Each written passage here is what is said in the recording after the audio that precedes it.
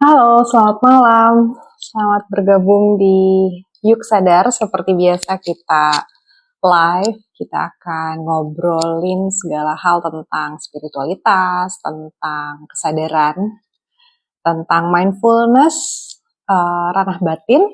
Siapapun yang mau nanya, ayo kita bahas mumpung aku buka slot ya selama 1 jam ini. Jadi untuk kalian yang baru bergabung, silakan mau nanya apapun tentang kesadaran, ayo. Buat kalian yang sudah follow dan sudah ngikutin aku selama beberapa bulan, mungkin beberapa tahun, terima kasih banyak. Dan kita, seperti biasa, kita akan bahas ya, apapun yang kalian mau tanyakan. Dari siapa ini? Sunkis. Salam kenal kakak, sehat selalu. Salam kenal juga, terima kasih sudah bergabung. Sehat-sehat juga untuk kita semua. Terutama karena energi di luar ya. Ada yang berasa nggak sih atau cuma aku yang berasa energi kemarin tuh aneh banget? Atau cuma aku ya? Buat aku especially kemarin ya, padahal Neptunnya baru masuk Aries tuh hari Senin, tapi hari Selasanya baru terasa di aku. Atau mungkin memang baru terasanya karena memang benar-benar sebuah pergerakan besar selama 15 tahun tidak ada pergerakan seperti itu, dan kemarin akhirnya Neptunnya bergerak. Dari Kak Rinawati, halo kakak, salam kenal juga, terima kasih sudah bergabung. Jadi ini siapa nih? Hai kakak, saling kenal kalian ya. Dari Arsya, lebih dekompresi padatkah? Aku kurang tahu ya kalau bahasa sainsnya, tapi menurutku kemarin energinya aneh. Berdasarkan perasaanku atau yang aku alami, kayak off aja gitu, nggak bisa fokus, atau banyak hal yang tiba-tiba di cancel, janji-janji di cancel. Aku jadi kayak ada apa nih gitu, dan ternyata aku ngecek ke beberapa teman, ada yang efeknya ke badan, ada yang merasakan langsung ke badannya, ada yang ke emosi. Dari Kak Rinawati, betul kakak, energi kemarin nguras banget, pas aku save uang malah uang susah masuk. Oke. Kalau aku belanjain malah masuk lebih banyak lagi. Ya begitulah ya, kalau uang itu memang tidak boleh disimpan. Uang itu harus selalu mengalir supaya pergerakannya enak tuh. Karena kalau uang disimpan, energi kalian stuck, kalian nggak bisa ngapa-ngapain. Makanya orang bilang kan harus ada give back, harus ada charity, harus ada apa yang kita dapatkan harus ada yang kita keluarkan supaya energinya ngalir. Dan kalau dibelanjain memang ketika kita belanja, energi kita tuh energi orang kaya, makanya uang tuh datang terus. Tapi kalau kita nyimpan atau nabung gitu ya, kita takut untuk membelanjakan, itu energi kita energi orang miskin, makanya uangnya nggak masuk-masuk gitu kalau ngomongin soal uang. Dari Pio, kakak suka pakai kristal kah? Aku pakai kristal, ini aku nggak tahu apa, tapi pemberian tanteku, jadi aku pakai aja. Kalau kristal lain, aku nggak terlalu spesifik ngefans banget sama satu kristal, tapi ya aku ada kristal yang aku sempat koleksi, tapi sekarang udah berhenti karena udah terlalu banyak, udah nggak ada tempatnya. Wanggal, kakak kalau nabung beli emas, betul. Tapi emas sudah mulai mahal banget ya. Kalau dimulai tahun 2 tahun lalu mungkin, atau bahkan sebelumnya akan lebih oke. Kalau sekarang udah sangat-sangat mahal, sangat tinggi. Adrista, Kak Adrista, terima kasih sudah bergabung. Sehat selalu, berkelimpahan, berkah rezeki untuk kita semua hari ini. Tatastu. Oke, apalagi ini kita bahas. Ya, kalau kristal sebetulnya itu adalah sebuah tools ya, atau alat yang bisa membantu kita, karena kristal itu sifatnya, kristal yang alami ya, itu sifatnya tuh ada sifat-sifat tertentu yang bisa menambah atau mengurangi energi kita, seperti itu. Itu Tridatu yang di tangan. Oh ya, Tridatu ini kan dari kalau ke pura dapat Tridatu, kalau melukat dapat Tridatu. Yang ini Sangadatu. Jadi kebetulan aku di sini di Bali sempatlah ada hobi tirtayatra, jadi kemana-mana koleksi Tridatu gitu ya. Ada itu sebagai proteksi karena tangan kanan, kalau kalian perhatikan, tangan kanan itu adalah tangan untuk memberi atau keluar energi kita. Jadi supaya nggak kena yang macam-macam, kita proteksi juga di sini ya. Gitu, Ahmad, Mbak Basti, salam sehat dan damai selalu kakak. Sama-sama, salam damai juga untuk kita semua yang ada di sini. Kita mau bahas apa nih malam ini? Ayo, udah dimulai tadi kristal, Tridatu, proteksi. Ya, sebetulnya kita semua bisa memproteksi diri sendiri ya. Tapi kalau belum pede, belum terlalu kuat, masih perlu bantuan, bisa dibantu dengan kristal, dengan Tridatu, seperti itu bisa. Tapi nggak harus, karena kita semua juga sebetulnya bisa proteksi diri sendiri. Kalau saya dulu belajarnya dari Reiki, tapi dari manapun bisa belajar juga. Kalau dikasih tahu, akhirnya kita juga bisa melakukan juga gitu. Mereka Andriana, Rahayu kakak, Rahayu juga, terima kasih. Adrista, salam rasa yang kembali merasa, yang bukan ingin merasakan. Oh, itu benar banget, bagus banget itu. Oke. Tapi ada healer nggak pakai apa-apa, fine-fine aja kok bisa. Bisa. Mau pakai atau enggak kan pilihan dan juga apa ya, sesuai kemampuan diri, sesuai kebiasaan gitu. Kalau saya tipe yang kalau dikasih gelang ya saya pakai gitu kan. Ketika kalau Tridatu ini sifatnya nggak boleh kita lepas sendiri, harus tunggu lepas sendiri, maksudnya lepas dengan alami. Jadi ketika sudah dipakaikan kita nggak bisa lepas seenaknya. Jadi buat saya lebih karena itu sih, bukan karena takut, bukan karena harus, tapi karena waktu itu dikasih saya pakai dan saya nggak pernah boleh lepas, jadi belum pernah saya lepas gitu. Gitu aja. Simple. Ada yang memproteksi dengan gelang kristal di sini juga banyak. Jadi itu pilihan dan nggak apa-apa, fine-fine aja. Nggak ada yang salah dan nggak ada yang harus. Jadi santai aja. Setelah kakak healing orang lain pasti drain. Caranya netral gimana kak? Pergilah ke alam dan di situ kamu akan netral dengan sendirinya. Jadi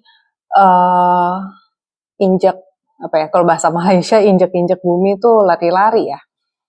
Jadi injek bumi, injek tanah, injek pasir, injek rumput itu akan membantu. Peluk pohon, ngobrol sama pohon, atau berenang di laut itu juga bisa membantu untuk menetralkan energi, apapun energi dari luar. Nah, dari Kak Adrista nih, semua telah ada di dalam diri kita sendiri, ya kan? Semuanya udah ada, kita tinggal mengaktifkan atau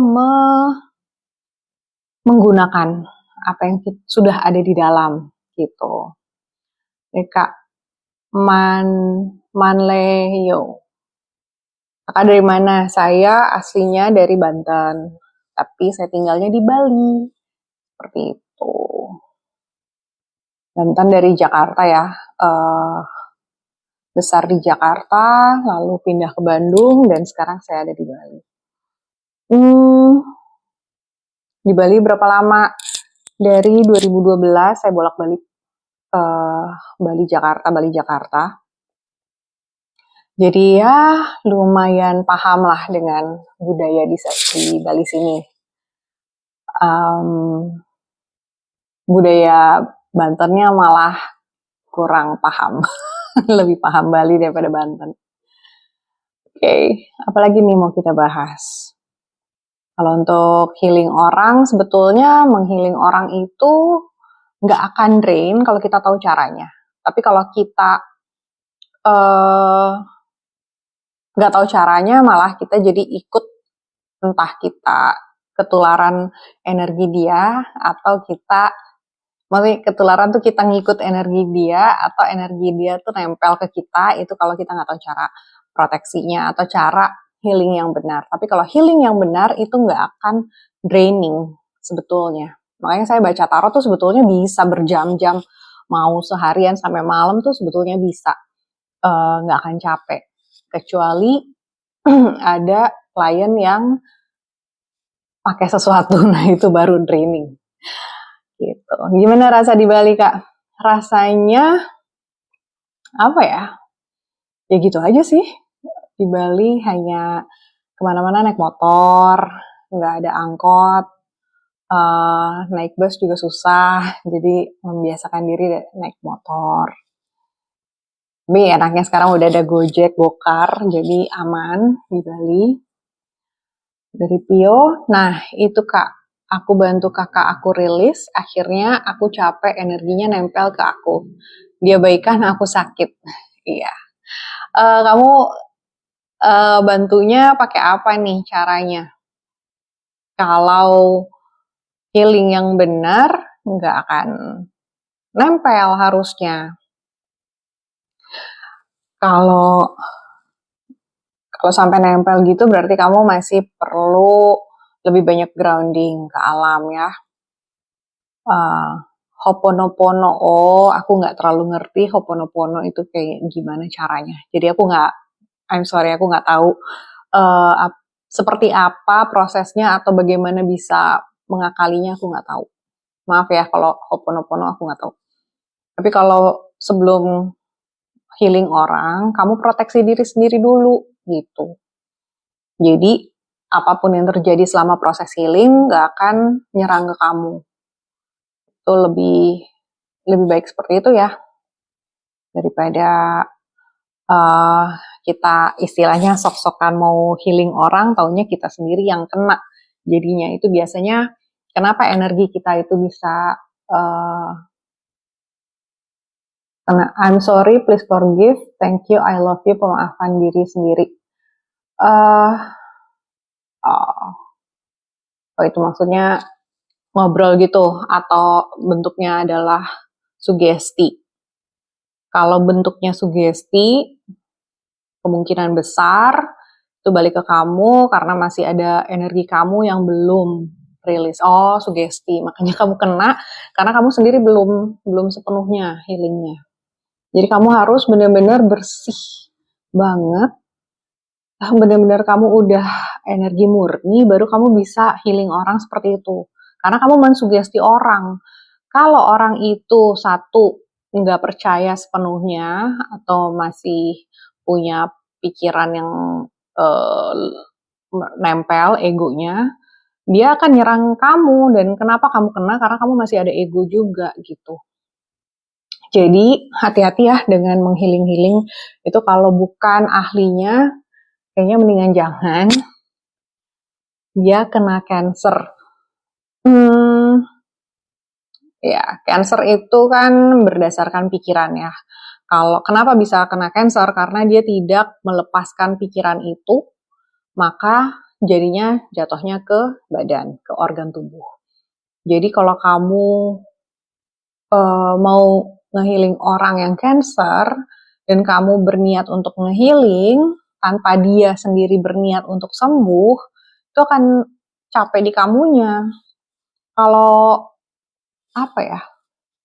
Kalau aku kan cara aku dengan 7 step. Nih aku mau announce juga kalau aku sama teman-teman bikin komunitas titik utuh, itu untuk para perempuan yang perlu komunitas untuk tempat ruang aman lah untuk saling berbagi dan sebagainya. Tuh kalian bisa ikut ke titik utuh ya, ada di TikTok titik utuhnya, ada Linktree titik utuh. Nah itu ada salah satunya ada healing juga.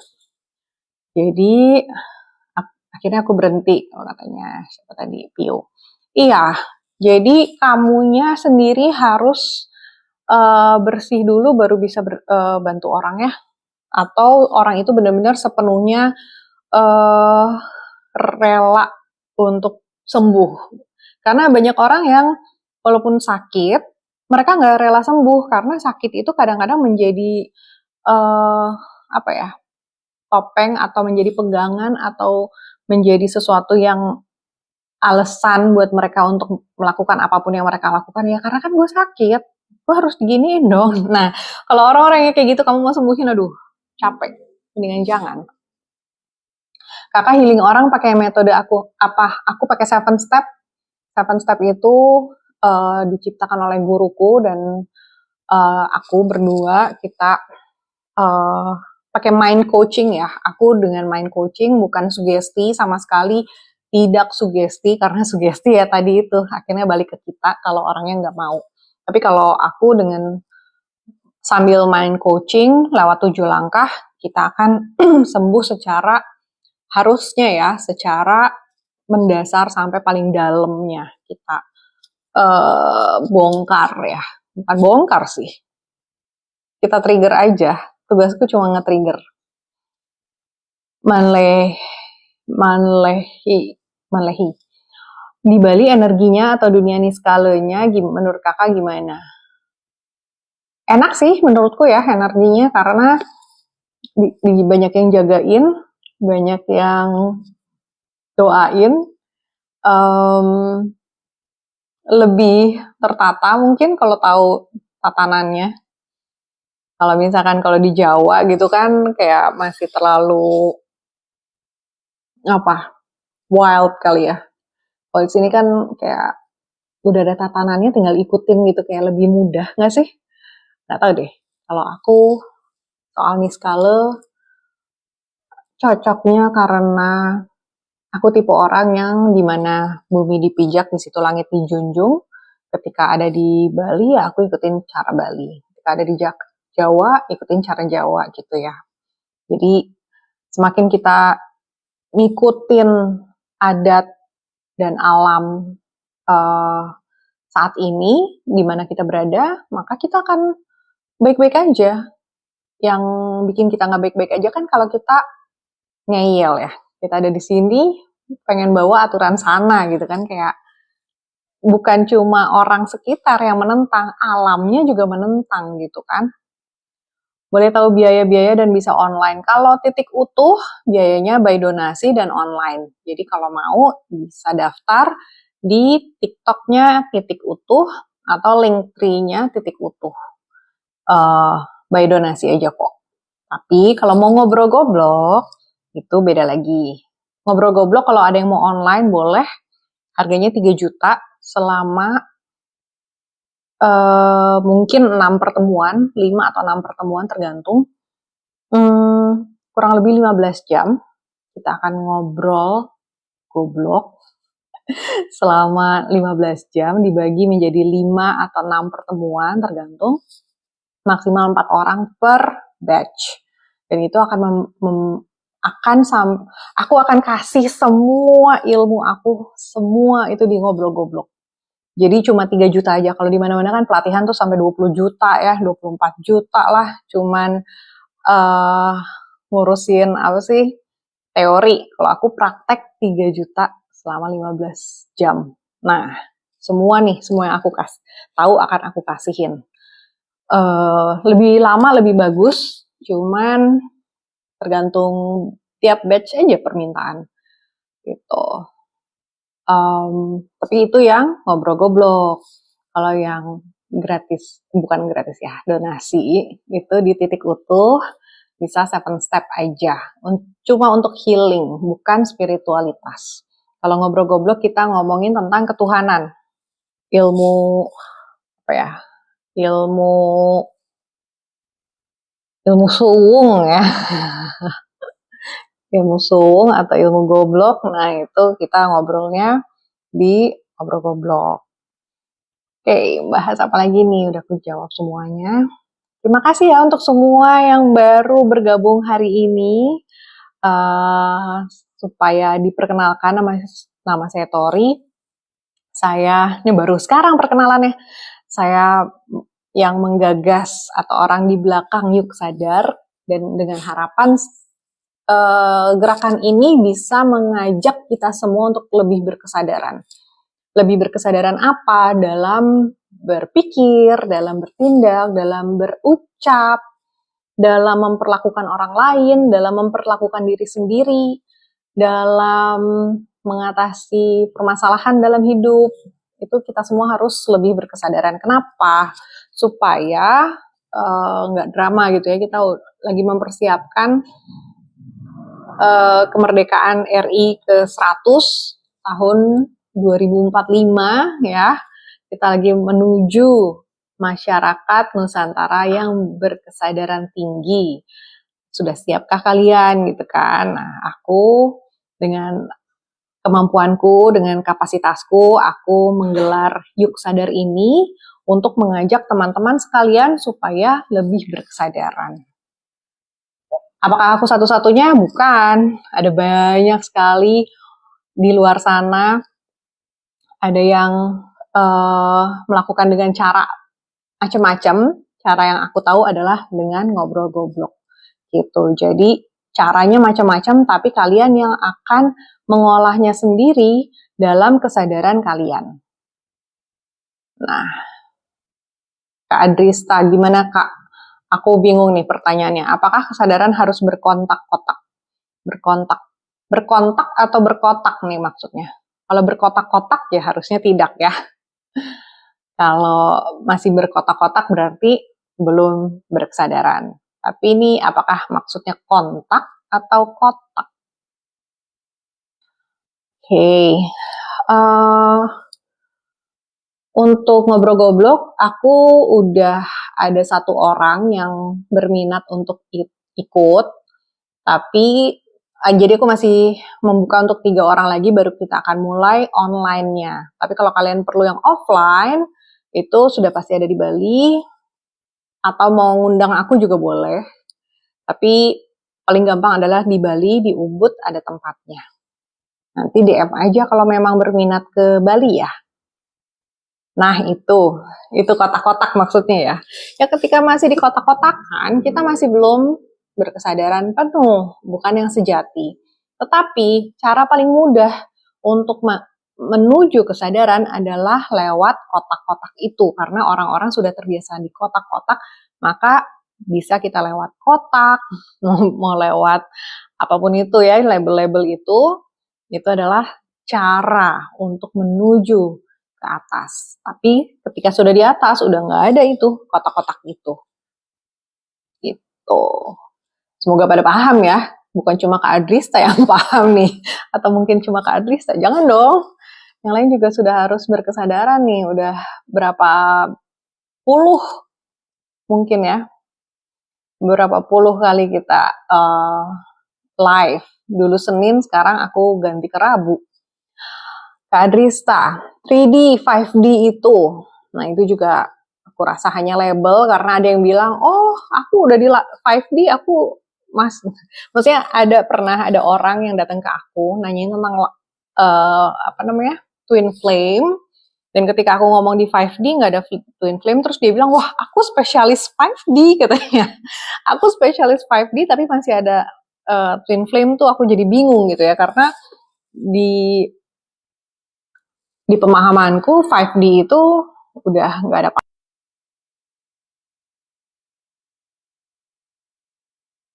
Tapi kalau masih ada, jadi kalau masih ada twin flame itu artinya kan masih di 4D gitu kan.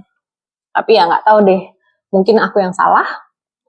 Mungkin kalau kata ada orang lain yang bilang masih sampai 20D gitu kan, nggak cuma 1, 2, 3, 4, 5, katanya masih sampai berapa banyak lagi D, ya kita nggak ada yang tahu ya.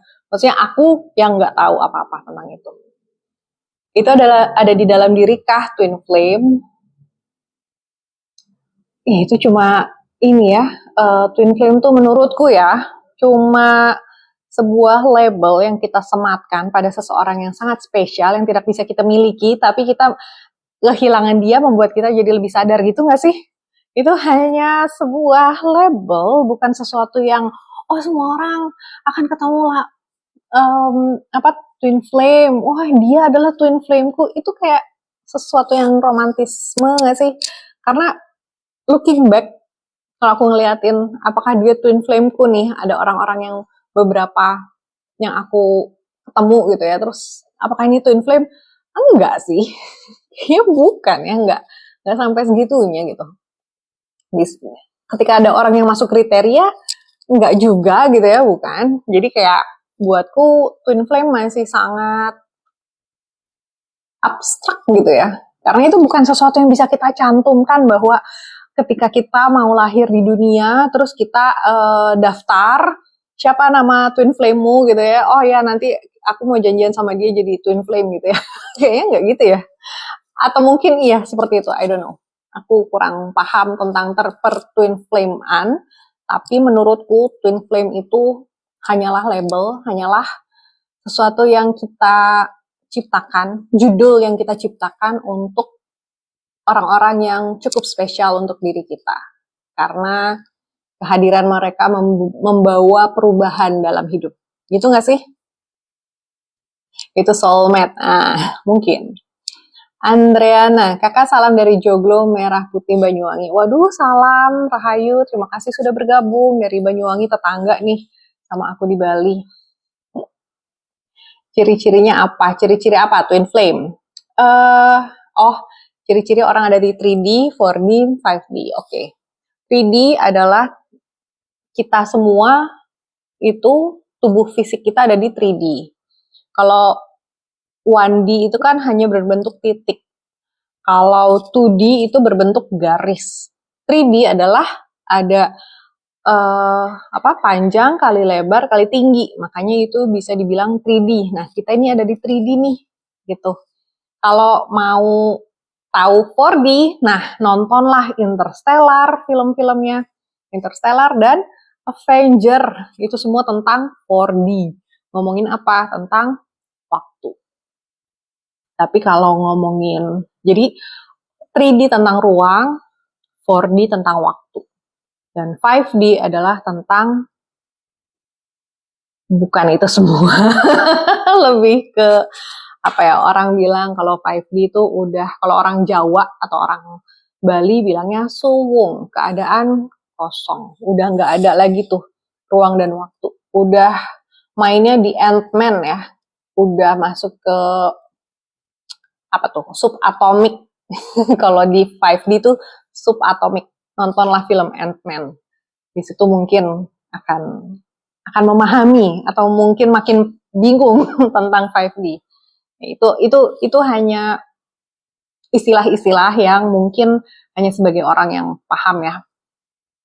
Waktu adalah ilusi, tergantung kita ngomongin di konteks apa, tapi aku akan setuju dengan waktu adalah ilusi. Dari Dedi Deka, kalimat terakhir yang kusuka, yuk sadar yuk. Terima kasih, itu tercipta begitu saja karena tadinya mau yuk bisa yuk gitu ya, tapi kenapa tidak sadar gitu kan, ayo kita sadar aja. Lukas, kesadaran primordial awal, 5D maksudnya ya, boleh. Ya ada banyak deskripsi dan banyak penjabaran yang bisa kita bahas tentang hal ini, tapi yang menurutku lebih penting adalah ketika kita sudah mengalaminya, bukan memahami, tapi mengalami. Mengalami bagaimana cara mengalaminya, nah itu. Balik lagi, tiap live aku akan bahas lewat meditasi. Karena nggak mungkin tanpa meditasi kita bisa mengalami itu. Meditasi tapi bentuknya macam-macam. Gusti Allah, aduh. Salam waras wiris. Salam sadar juga. Terima kasih sudah hadir. Siapa yang sadar? Wah. Itu pertanyaan yang harus dijawab masing-masing ya, bukan oleh saya. Oke. Terima kasih teman-teman sudah pertanyaannya banyak dan macam-macam. Oke, kita bahas apa lagi nih? 3D, 4D sudah amankah? Tadi yang nanya tentang 4D, 5D. Pokoknya kalau 5D menurut saya adalah dimensi atau ranahnya Tuhan atau keilahian. Ketika sudah masuk di 5D, udah nggak ada tuh aku, kamu, udah nggak ada. Udah nggak ada yang namanya kotak atau apalah, mau segitiga atau apapun. Udah nggak ada uh, baik buruk, udah nggak ada itu tadi twin flame lah, apalah segala macam, udah enggak. Karena berbicara di ranah keilahian atau ranah Tuhan, itu adalah sesuatu yang sangat luas, sangat general tapi juga sangat intim gitu ya. Jadi nggak bisa kita ngomongin tentang apa yang kita tahu di ranah 3 dimensi, kita samakan dengan 5 dimensi gitu. Itu ranah yang sangat-sangat berbeda. Jadi gimana cara mengalaminya? Aku mengajak teman-teman untuk mengalami 5D itu lewat ngobrol goblok.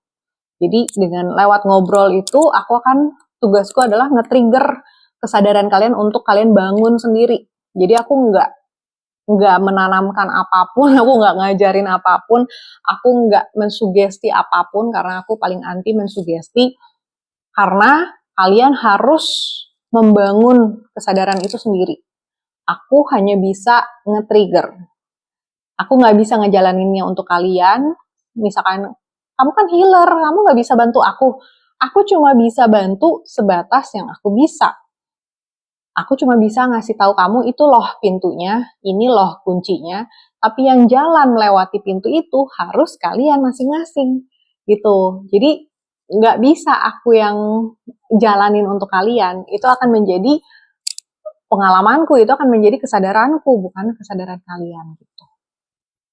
Jadi itu yang akan terjadi di ngobrol goblok ya. Kalau emang mau ikutan, kenapa biayanya mahal? Ya lumayan lah ya. Karena ini sebuah sistem yang ditemukan oleh guruku, dan aku belum pernah menemukan guru lain dengan sistem yang sangat shortcut seperti ini. Tapi dengan metode lain, banyak yang nyampe tuh, banyak. Yang sampai dalam pemahaman yang sama tuh banyak.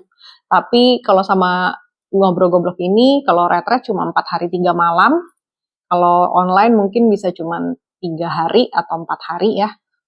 Itu udah semua basicnya, semua kata kuncinya. Tapi balik lagi, tetap harus kalian jalani sendiri setiap hari dalam keseharian kalian. Seperti itu. Gayung bersambut. Kak, gimana sih caranya menyadarkan pikiran bawah sadar? Kalau bawah sadar, kalian tinggal pergi ke psikolog. Itu tugasnya adalah membuat kalian sadar di ranah pikiran bawah sadar. Jadi, kalau mau urusan pikiran bawah sadar, silakan ke psikolog atau mungkin psikiater kalau perlu. Kalau saya di ranah spiritualitas, itu di atas sadar. Pikiran atas sadar dan pikiran bawah sadar itu ya bisa dibilang sangat bertolak belakang. Jadi saya tidak mengurus pikiran bawah sadar, saya hanya mengurus pikiran atas sadar. Gitu. Dalam agama Buddha itu alam kekosongan.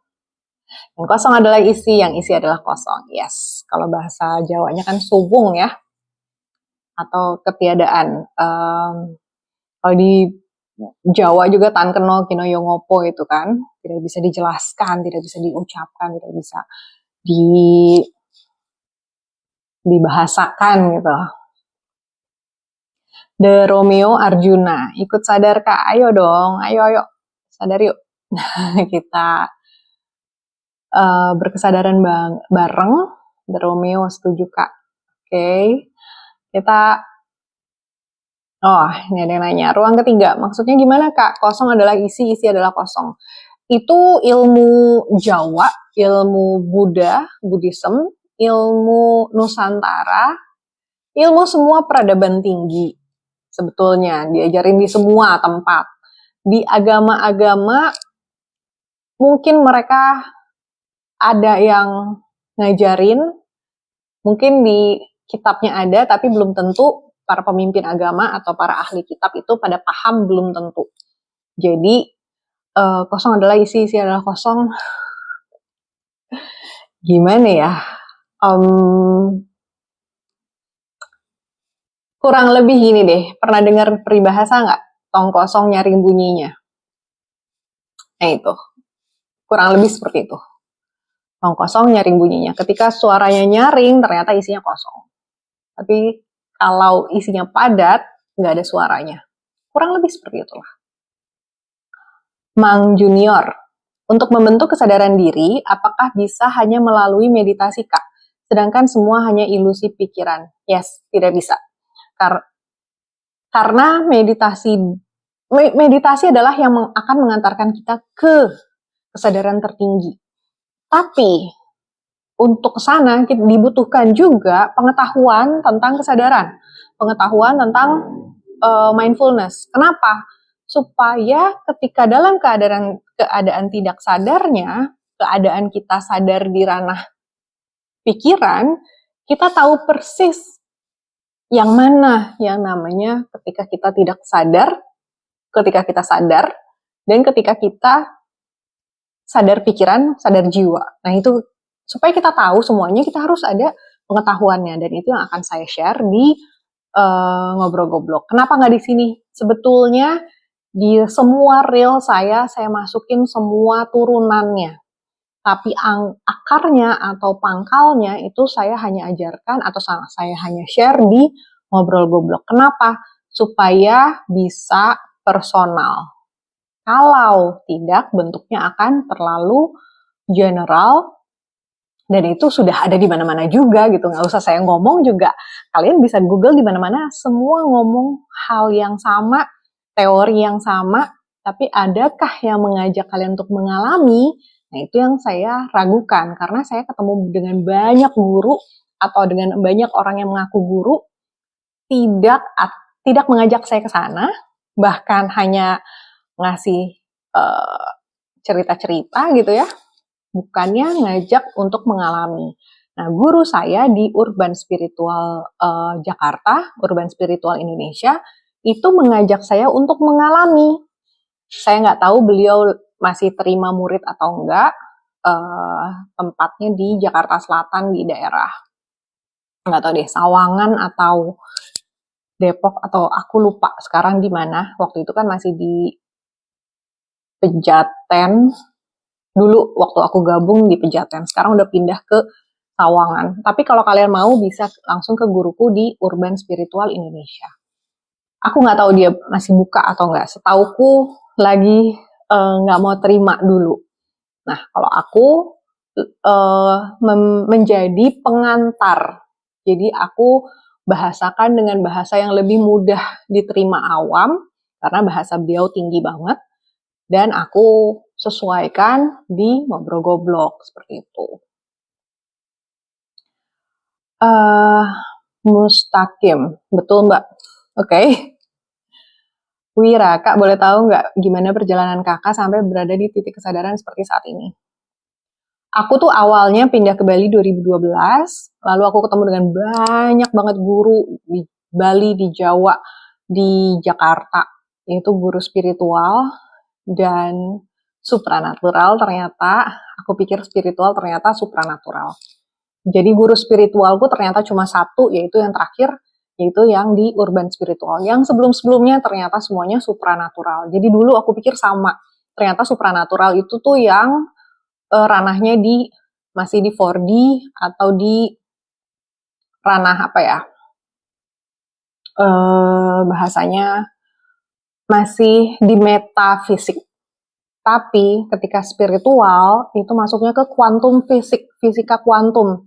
Nah, ketika masuk ke fisika kuantum, disitulah kita akan mengalami Tuhan. Oh, begini.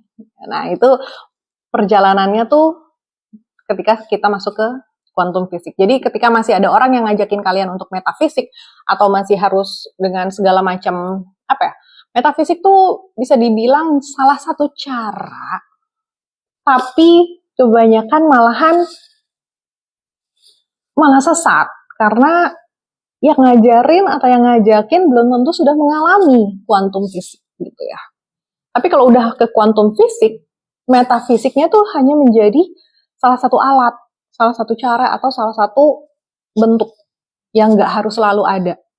Tapi kalau belum mengalami kuantum fisik, metafisik itu menjadi sesuatu yang ya kita bilangnya dukun ya, perdukunan, atau kita bilangnya jadi sesuatu yang sangat klinik dan sebagainya gitu, karena nggak paham. Jadi hati-hati terjebak dengan supranatural atau metafisik. Karena yang kita mau tuju adalah yang quantum fisik. Ya nontonlah Ant-Man ya kalau paham. Tapi Ant-Man kan dibikin drama gitu kan. Sebetulnya kalau udah paham terus nonton Ant-Man langsung yang oh ini nih seperti ini nih visualnya gitu. Gurunya dari mana Kak? Bali atau dari luar? Guru saya yang urban spiritual di Jakarta, tapi di Bali, yang di Jakarta teorinya, tapi prakteknya saya dapat di Bali. Guru saya ada di sini, 2 orang perempuan. Dan saya baru memahami, oh ternyata memang harus perempuan. Karena kalau laki-laki itu, kebanyakan yang saya ketemu ya, kebanyakan, saya nggak bisa bilang pasti. Tapi kebanyakan yang saya ketemu, yang laki-laki itu masih baru teori. Secara praktek, saya belum ketemu yang secara praktek udah nyampe. Belum pernah saya ketemu. Mungkin ada.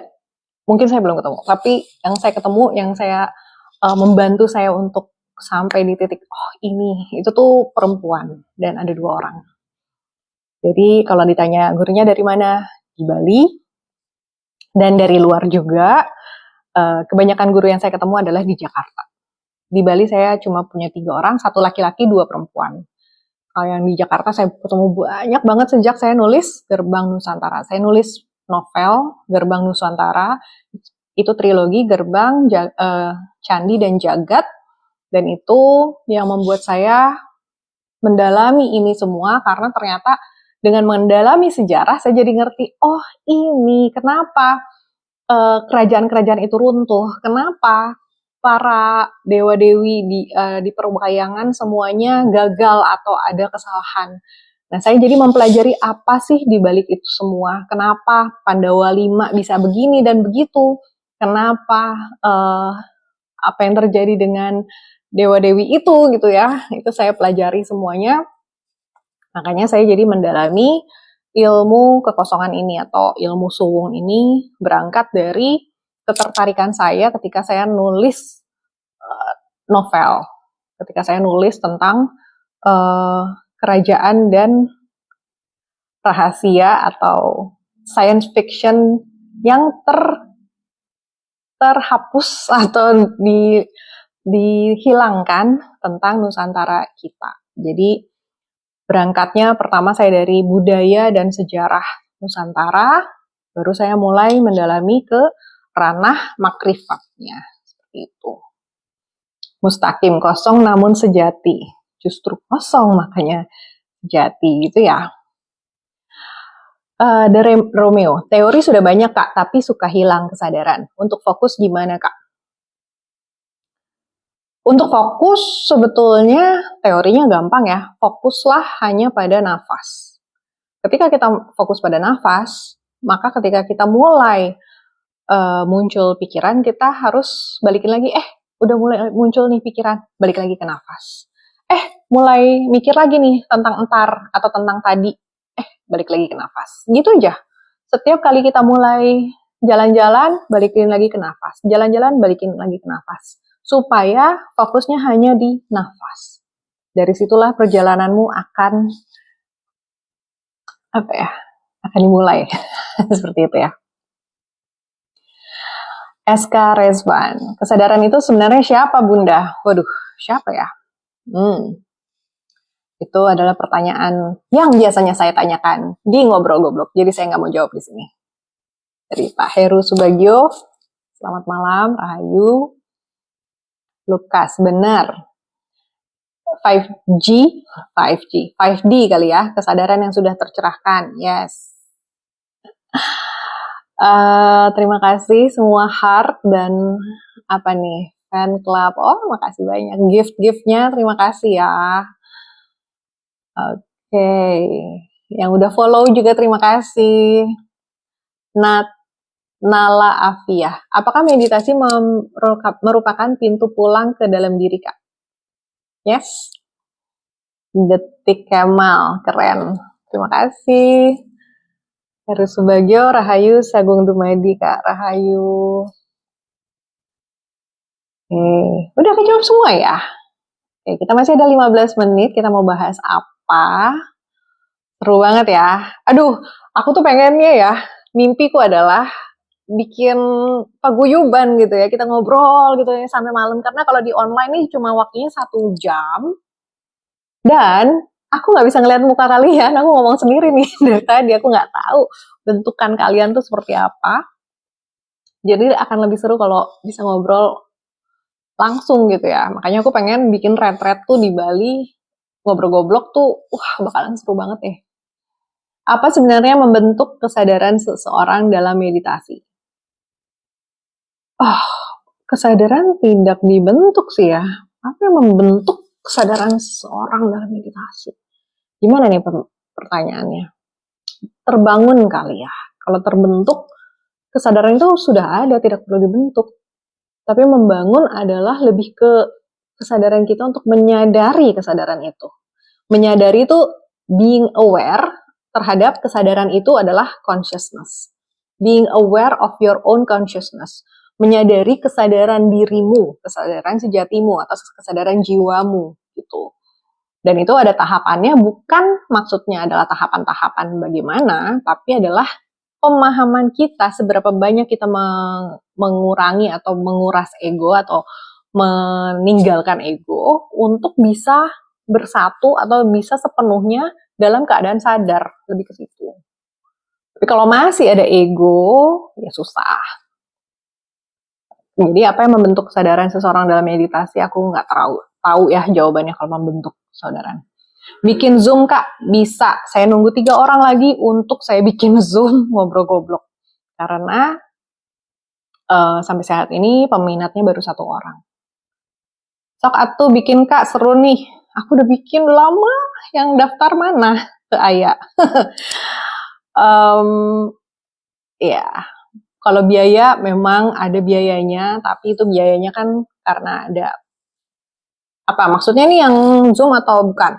Kalau yang Zoom ya ada biayanya memang.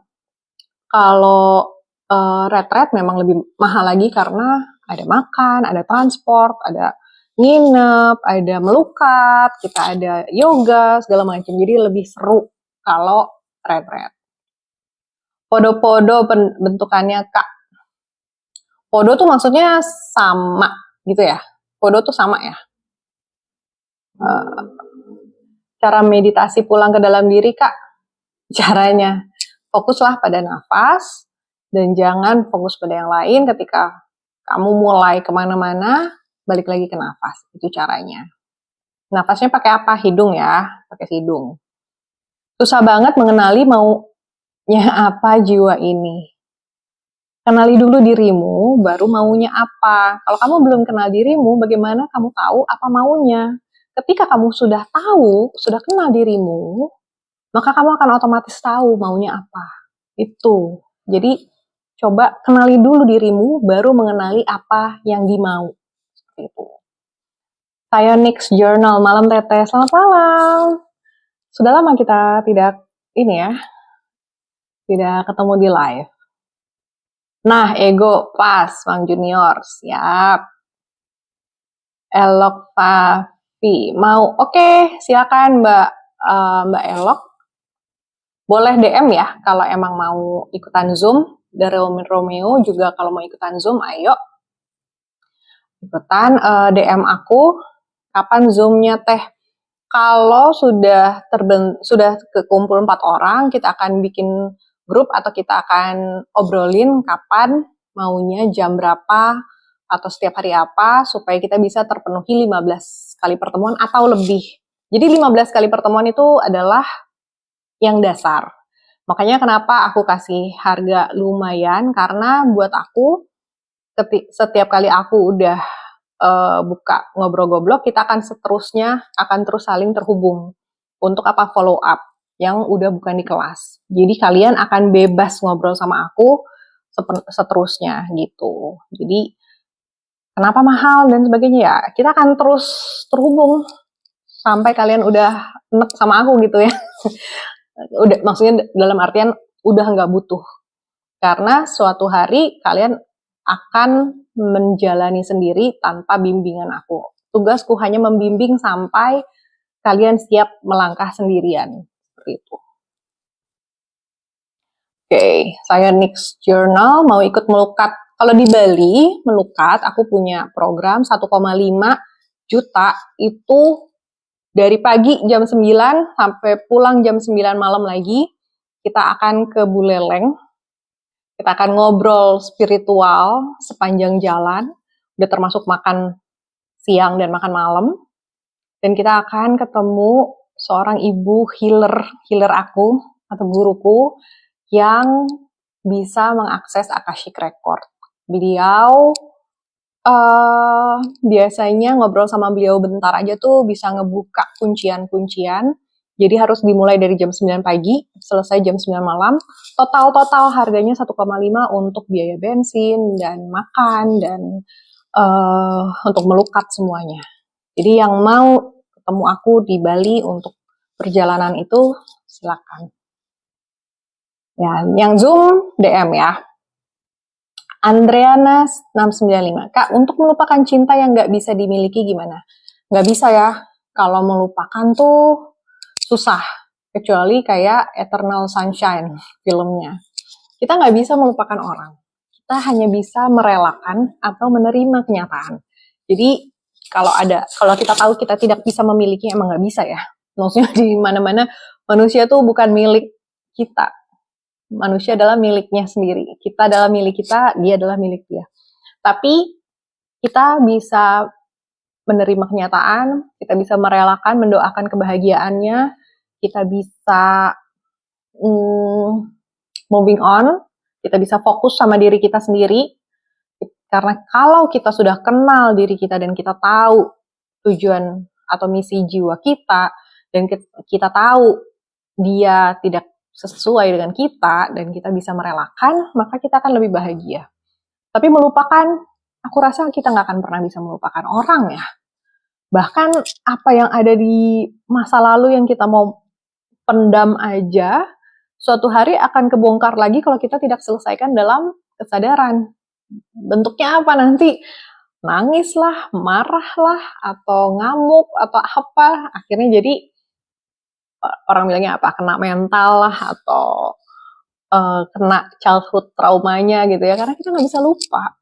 Walaupun kita berusaha melupakan. Jadi jangan pernah berusaha melupakan, tapi kita bisa berusaha menerima kenyataan dan merelakan.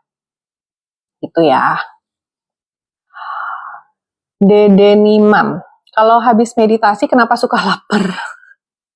Tergantung jamnya kali ya. Kalau jam-jam lapar atau tengah malam, karena buat saya jam lapar itu sekitar jam 7-8 pagi. Itu biasanya lapar. Apa jam 9 lah. 8-9 pagi itu jam lapar. Jam 11 malam itu jam lapar. Biasanya jam 12 malam udah nggak lapar. Tapi jam setengah 2 itu jam lapar lagi. Jadi sepertinya itu kali ya. Jam-jamnya mungkin. Tergantung. Jadi jangan disalahkan meditasinya. Tapi dipahami bahwa oh emang ini jam lapar gitu ya. Udah 3 jam perutnya kosong gitu kali. Mungkin. Bang Junior, salam rahayu Kak. Salam rahayu juga. Pak Ketut atau Beli Ketut Maconda. Bagaimana cara mengenal diri sendiri? Kalau Beli bisa baca bukunya Ketut Sanjaya atau Pak Wayan, Dr. Wayan, Pak Wayan Mustike. Mereka juga mengajarkan cara mengenal diri sendiri. Mungkin lebih cocok untuk cara Bali. Tapi kalau mau ikut kelas saya, namanya Ngobrol Goblok, bisa online, bisa retret di Bali. Jadi ada metodenya, yaitu Ngobrol Goblok lewat KKG, lewat beberapa tanya jawab lah istilahnya. Mind coaching, bukan tanya jawab.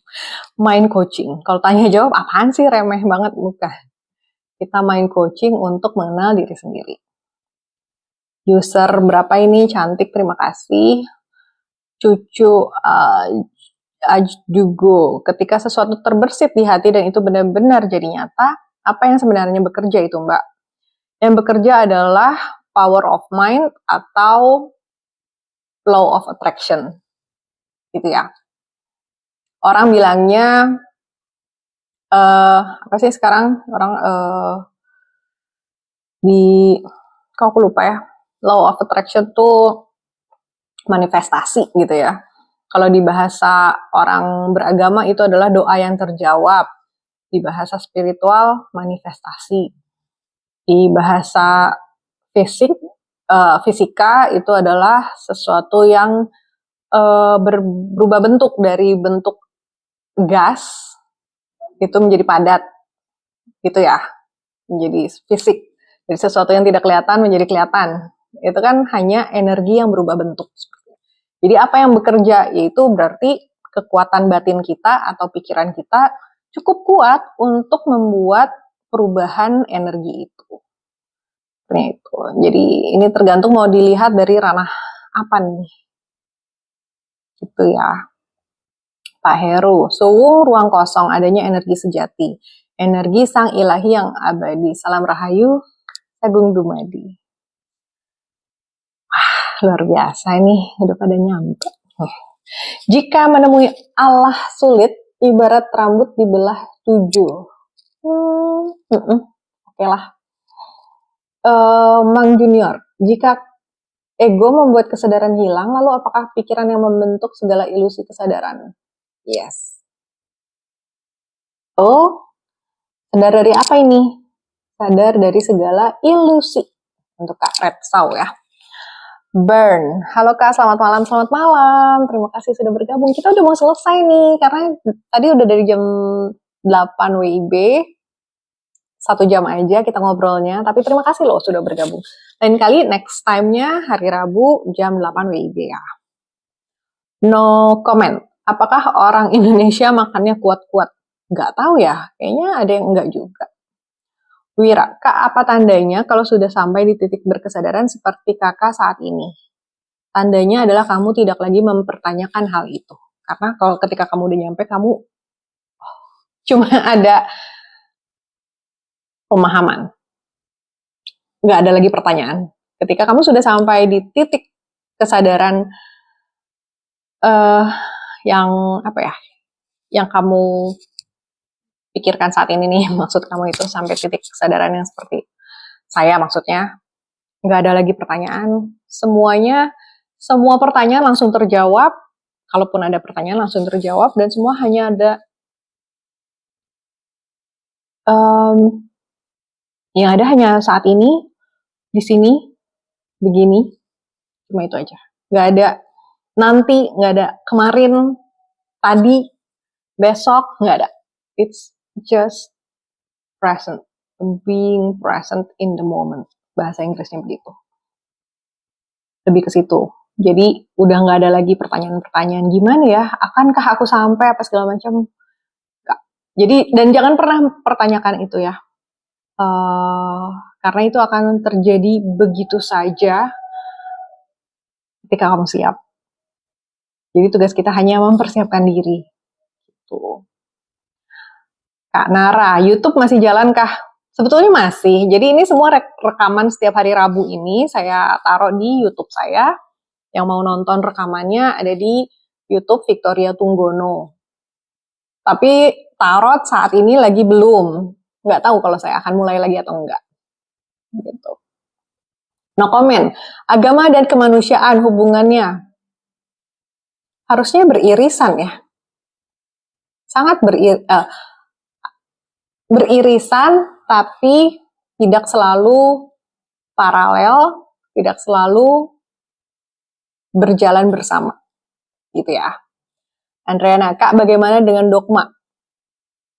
Apa nih? Ini dogma adalah sesuatu yang menyambung pertanyaan sebelumnya. Dogma adalah salah satu cara agama, cara yang atau alat yang ada dalam agama, gitu ya. Tapi juga tidak selalu berbentuk agama. Tapi salah satu alatnya agama adalah dogma, gitu. Kak Fajar, terima kasih sudah bergabung. Rahayu, maaf sekali saya tidak pakai bahasa Arab. Tapi terima kasih sudah bergabung. Oke, sudah pas jam 10 malam. Saya akan sudahi pertanyaan dan jawaban yang kalau sudah terjawab semua. Kita akan bertemu lagi setiap hari Rabu berikutnya. Udah terjawab semua ya. Makasih banyak untuk semua yang baru bergabung. Salam kenal. Dan ingat untuk para perempuan yang mau ikut komunitas dan healing, ada di Titik Utuh, ada TikToknya, ada Instagramnya, ada di Linktree juga Titik Utuh. Itu bisa daftar di sana. Yang mau ngobrol-goblok boleh DM saya, mau online maupun offline. Kalau offline-nya di Bali, kecuali kalian mau undang saya ke kota kalian. Apa lagi? Andriana, terima kasih. Rahayu kamu lianing jagat tat astu. Rahayu, terima kasih sudah bergabung semuanya. Ingat ya, kalau mau ini pertanyaannya lucu nih. Apa yang kurang dengan SDM kita dibanding negara maju? Kita kurang realistis mungkin ya, terlalu banyak emosi. Jadinya nggak maju-maju. Mungkin seperti itu kali ya buat saya. Kak Wira, terima kasih sama-sama. Ya, kalau yang ketinggalan dan mau nonton ulang atau mau nonton dari yang minggu-minggu sebelumnya, semua saya taruh ada di YouTube saya, Victoria Tunggono, boleh dicek di sana. Dan kita akan ketemu lagi setiap hari Rabu jam 8 malam WIB. Selama 1 jam kita ngobrol. Dan kalau kalian mau punya pertanyaan apapun atau Kak bahas apa yuk gitu, kalau belum aku bikin Reels-nya atau VT-nya, boleh aku akan coba bikinkan konten untuk kalian. Jadi DM aku atau komen, apapun pasti aku akan baca. Oke, terima kasih sudah hadir malam ini. Saya undur diri dulu. Semoga semua boleh beristirahat dengan nyaman dan tenang malam ini. Salam Rahayu, terima kasih, dan sampai ketemu lagi minggu depan. Dah.